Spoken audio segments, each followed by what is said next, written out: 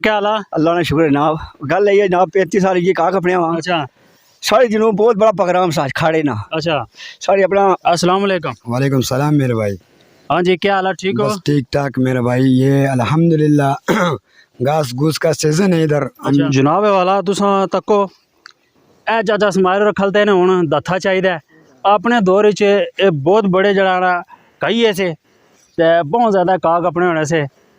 अस्सलाम वालेकुम नाजरीन, मैं आप सुना होस्ट मोहम्मद वसीम सो तकने पे हमारा यूट्यूब चैनल मोहम्मद वसीम 531 जनाब वाला अज अस अपने इलाके च मौजूद हाँ।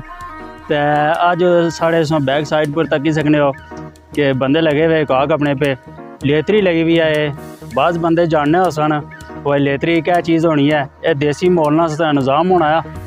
तो तुसां की असां भरपूर तरीके नाल घाह जी घास कटाई है उसों की दसने वीडियो नाल बने रहो। तो जोड़े बंदे साढ़े चैनल पर नवे हो प्लीज़ चैनल की सबसक्राइब भी कर सो ताकि अच्छी लेटेस्ट वीडियो तुसां तक बर वक्त पहुँची सके। जी नाजरीन, असां हुण तुसां की मिलाने चाचा इस्माइल होरां नाल। ये अपने दौर च बड़े जड़ा ना काने ठड़की भी से बड़े शौक नाल बड़े जड़ा ना दूर जाने होने से इन्हां नाल कोई गपशप करने। अस्सलाम वालेकुम। वालेकुम सलाम सर। चाचा क्या हाल है? अल्लाह ने शुक्र है जनाब। गल ये जनाब 35 साल ये काक अपने वहाँ अच्छा साढ़े जनूब बहुत बड़ा प्रोग्राम सा खाड़े ना अच्छा साढ़े अपना फौदगी जी अच्छा चौधरी यासीन मकसीन मारना काक अपने से ठीक। सारा प्रोग्राम से बहुत शुगल करा जिनकी कोई पता नहीं सा। हाँ बिल्कुल बिल्कुल। ठीक है ने सर की मजबूरी बनेगी हाँ ये जने सर चलने से मारी हो। सही है। ठीक है सर। तो उसके बाद लड़ाई लगे हुए हैं लेतरी लगी हुई अच्छा ये निकाह नहीं सा छोड़ना तो मैं चार मार रहे चार थे। ते ये गल दसा जी नाजरीन तुसां कि एक काक अपने से बहने ना तो पीछे बंदे ना कि अगर स्पीड लाई तो पौड़ना तो भी नहीं पौड़ी सकने। असा तुसां कहीं ना कहीं इन्होंने स्पीड भी चेक करा सा क्या गल है? बिल्कुल जी बिल्कुल। स्पीड कियां मारनी हो बहुत ज्यादा? ओ माड़ा बस मर्जी। हाँ ठीक है ना जी नाजरीन, असा तुसां की मिलाने एक खान भाई है इन्हें मिलाने कोई घास यास कटने से है साड़ी। अस्सलाम वालेकुम। वालेकुम सलाम मेरे भाई।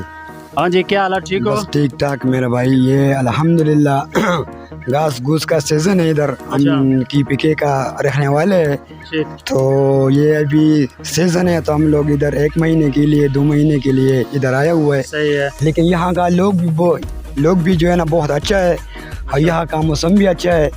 और ये मेरा दोस्त है उसका, तो आज हम लोग घास काट रहे सही। तो बहुत अच्छा। और इधर का मौसम का भी जो है ना हम लोग एंजॉय कर रहे और यहाँ का ये चश्मे का ये पानी भी बहुत अच्छा है। अच्छा। तो हमको बहुत अच्छा लगता है।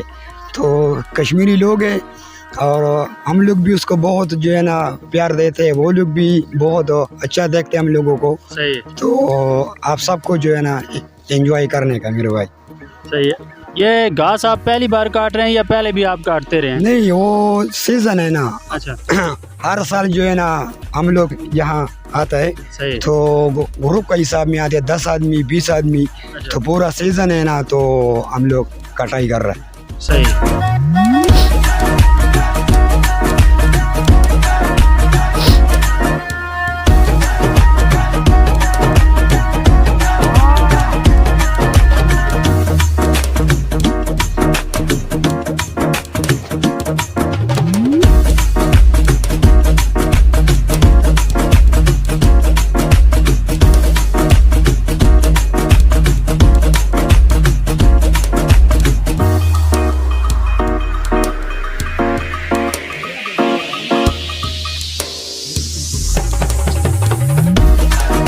जनाब वाला तुसां तको ए चाचा समायर रखलते ने हुन दत्था चाहिदा है।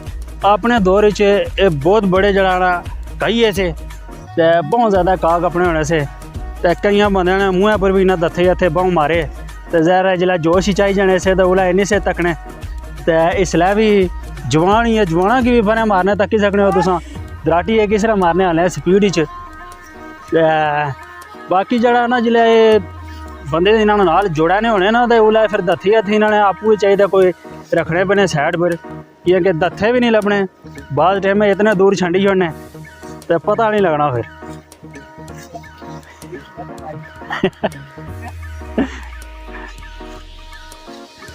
ढोल बाजे लाई वीडियो तक कोई गल करना।